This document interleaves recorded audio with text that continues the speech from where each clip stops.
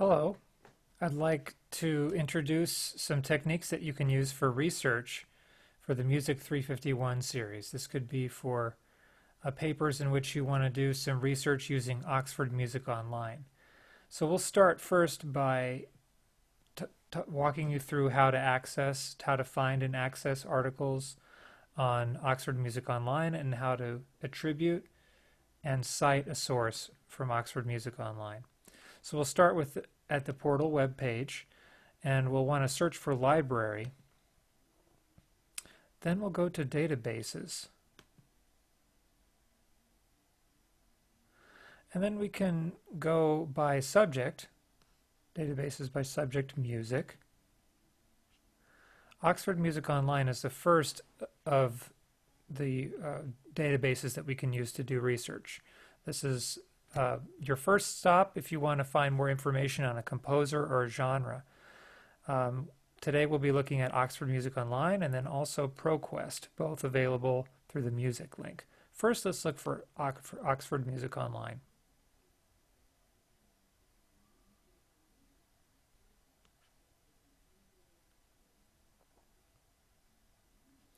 So we'll start by looking for some basic information on a composer. As an example, I'll choose John Williams.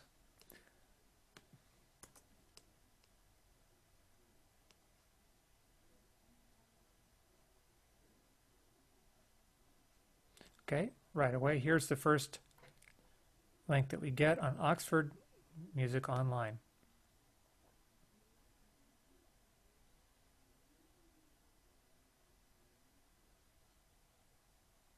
Okay, the article is written by Christopher Palmer and revised by Martin Marks. Nice picture of him with C3PO.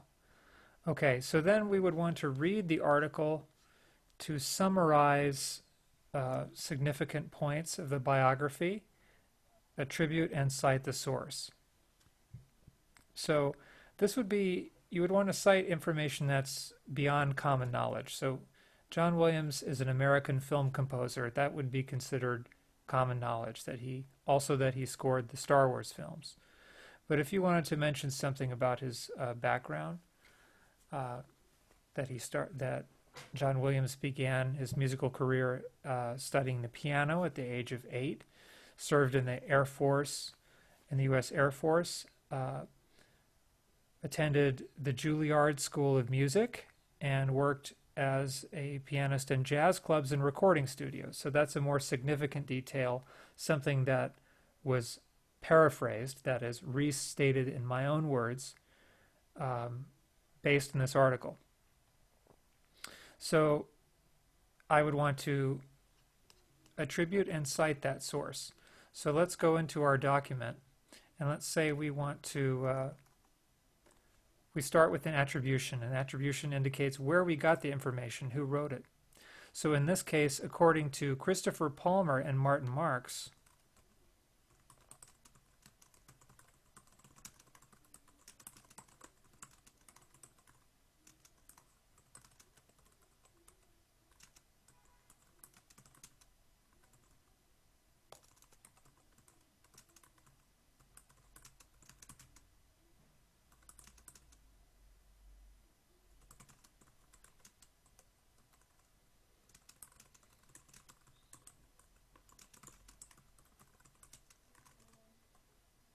okay.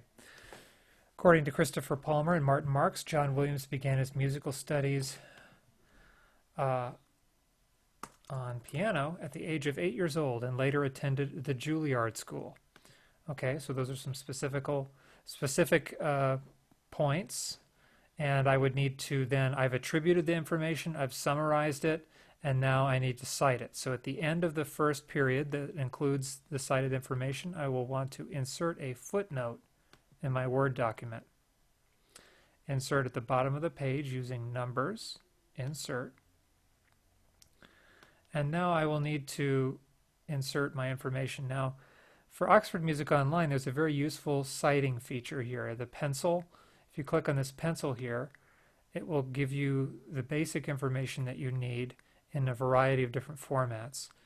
In my courses, I prefer to use Chicago style because that's what we used at USC in graduate studies. So Chicago style, I'm going to copy and paste this link in its entirety into the footnote. So the first thing you notice, now I've got my basic information. I'm going to have to change the format a little bit. So what kind of source is this? This is an electronic database. And I have an example link of a Chicago Manual of Style citation guide. So you can find examples of footnotes and bibliographies in different formats. So this particular source is an electronic database.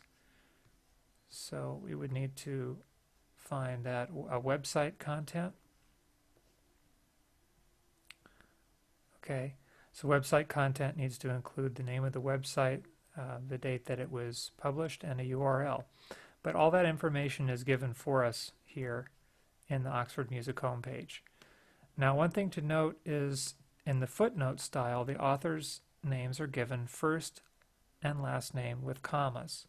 And then each element of the citation is separated by a comma as well.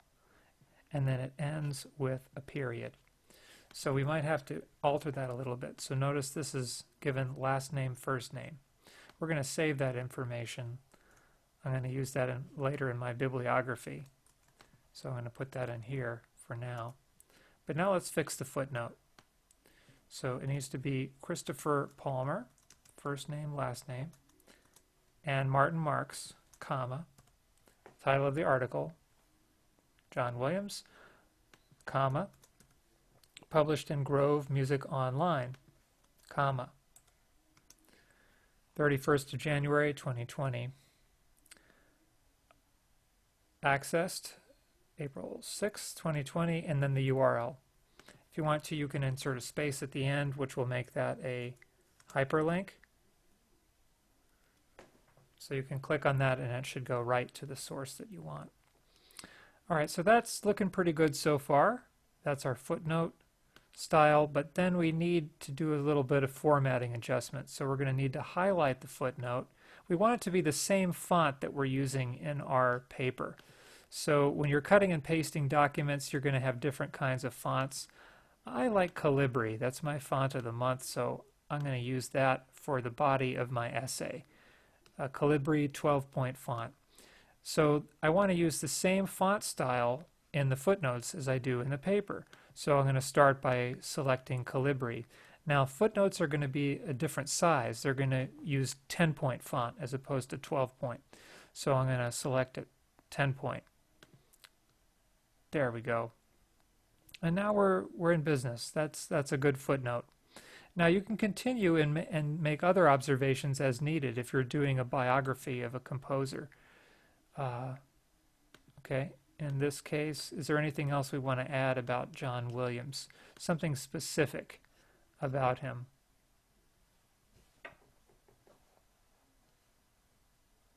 Okay, here's an interesting. Williams freely acknowledges his stylistic debt to various 20th century concert composers. Okay, so that's a specific comment, and we might want to use that as a direct quotation later. So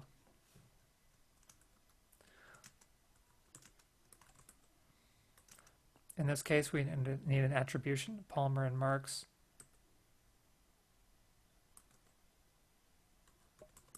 Palmer and Marks acknowledge.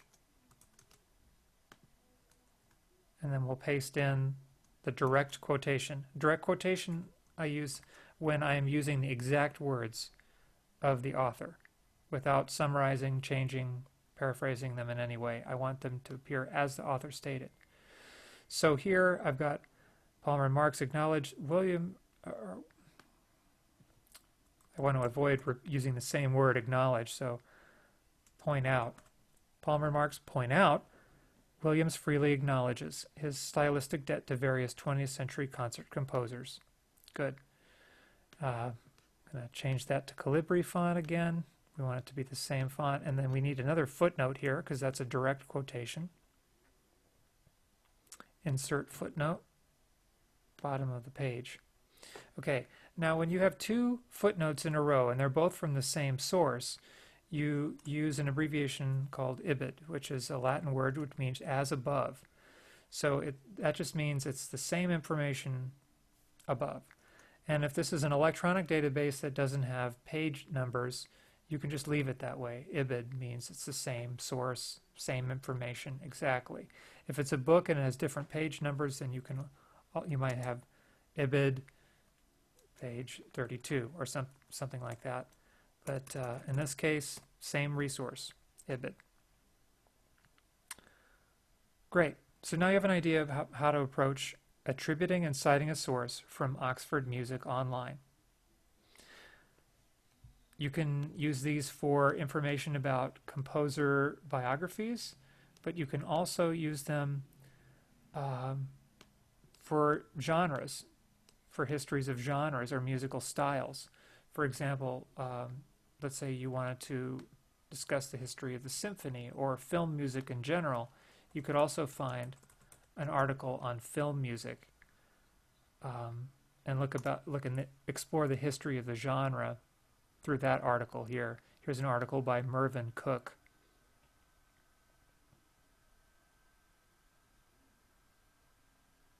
Okay, and they start with a broad definition and a more specific definition. So now let's take a look at how you might paraphrase information about a history of a genre. So here, in this article by Mervyn Cook, he divides film music into two categories: music within the action, which is known as diegetic or source music, and background music that amplifies the mood of a scene, which is known as underscore. Okay? So I could either use a direct quotation or summarize that. So let's go up here. So here's my paragraph. Let's say I'm talking about John Williams here. Up here I'm going to give a more targeted definition of film music. Again, we start with an attribution according to Mervyn Cook.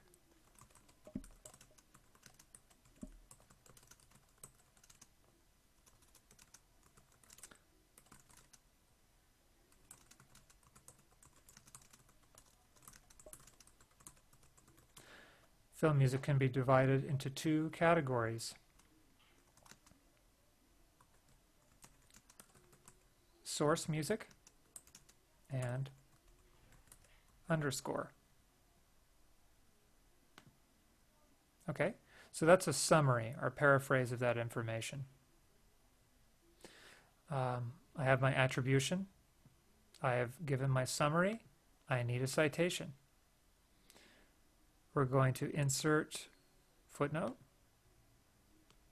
at the bottom of the page.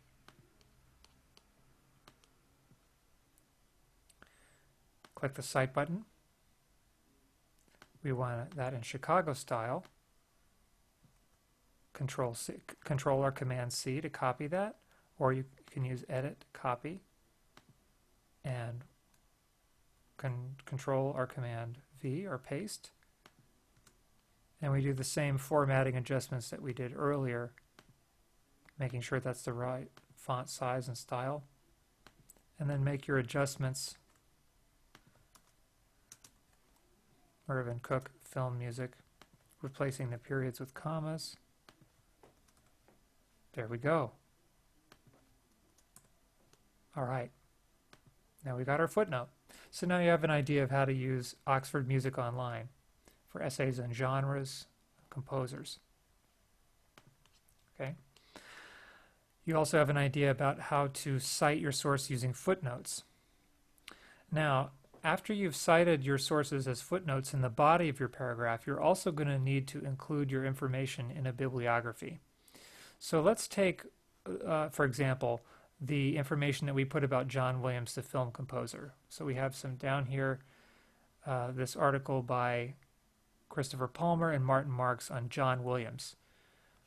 We need to go, let's go into our bibliography. Here we go. I've got a bibliography started right here.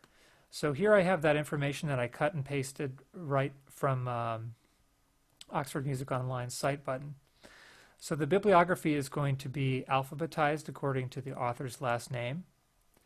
JJKL. Oop. All right, so I've got, let's see, a couple of articles here already. I've got 3 articles. So M is going to be the first one, P is going to be the second, and T will be the third. So I've got 3 articles here. They're in the right format: author, last name, first name. And, okay, so then you're going to highlight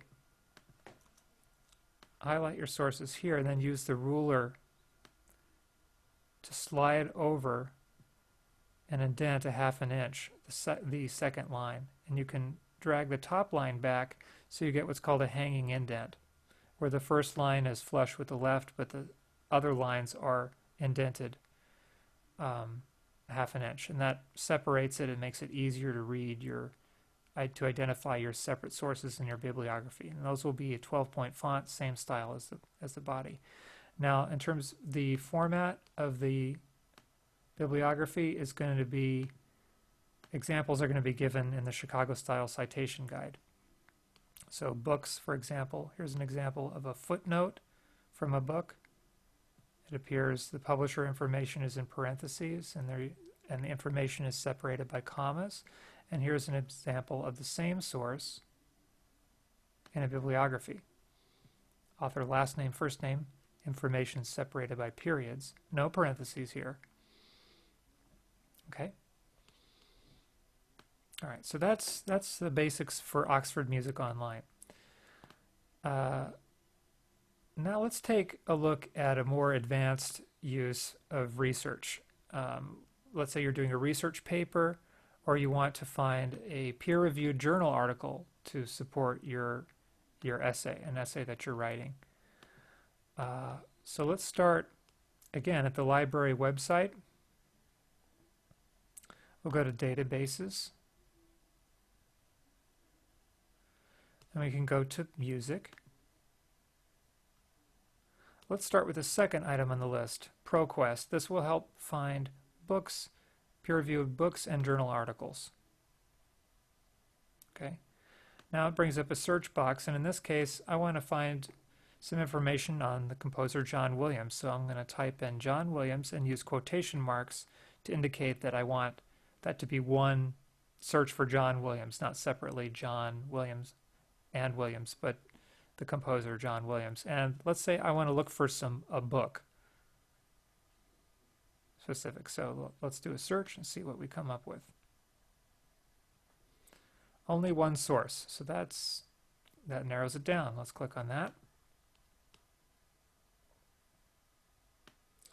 And this is the type of source here. So it's from a book. The title of the book is Metaphysical Song, an essay and opera. And this appears to be a chapter from this book called Ghosts in the Machine. And it gives the page numbers of that chapter and the publisher information here, the year of publication.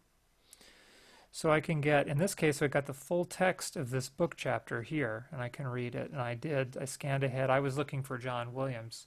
So I just look for the places that are highlighted here, and they're talking about John Williams' Star Wars scores. And what I found here that was interesting is Tomlinson argues that John Williams' scores conveyed the simplified moralism and U.S. self-confidence of the Reagan era.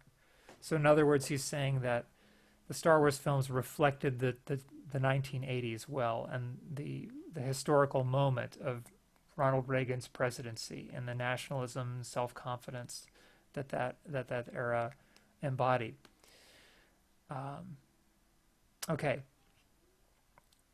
So here I have written a paragraph already that uses some of the techniques we've already described. I've given an attribution according to Gary Tomlinson.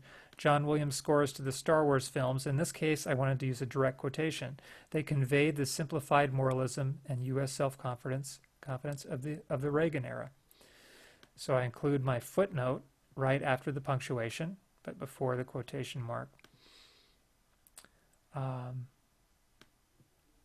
And then I summarize, or after I've given the quotation, I need to analyze to respond to what was said. They reflected, in other words, an attitude of nationalistic hubris. And then I put the quotation in context that Gary Tomlinson wrote this book in the late 1990s, shortly after the release of the first Star Wars prequel. So there was the original 3 Star Wars films, Episode 4, 5, and 6, and they had just come out with Episode 1. And he's talking about the commercial motivations of Lucasfilm and how they're trying to cash in on the Star Wars brand by continuing these myths and legends that really date back to Wagner's Ring Cycle. Using John Williams's music used some of the same techniques that Wagner used, the leitmotif technique, heroic use of brass instrumentation. And then I want to ask the question, so what does that mean? Can the Star Wars films reflect more than just the Reagan era nationalism? Because this is a 40-year-old film series now, that since then there was an additional 5 films dating all the way up to the Rise of Skywalker last year. So the question that I'd like to explore then is, how do these Star Wars films mirror the concerns of the era in which they were made, whether it was the 1980s or the current times? Right, so I've got my footnote citation by Gary Tomlinson. This is a chapter in a book. So the format, as a formatting guide, I'm going to use chapter or part of a book. So notice here, their example of a footnote has the author's name, first name, last name, the chapter title in quotation marks, in lowercase, the title of the book in italics, the editor, if available, the publisher information, and the page numbers. Okay? So here I've got Gary Tomlinson, Ghost in the Machine, and Metaphysical Song, an essay and opera, the publisher information, and in this case the page number. To get the page number of the citation, I needed to do a little bit more digging. In this case, because in this version, the full text, it doesn't have page numbers, but they do have full text PDF here. And this would be as it would appear in the book. It's basically an ebook or PDF file. So there I found the quotation I was looking for down on page 145.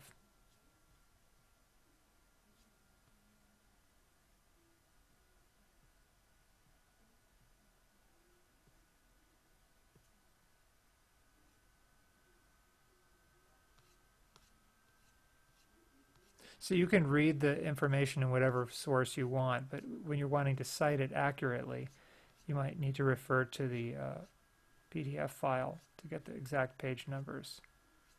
Okay, so this whole chapter is about film music and its relationship to opera.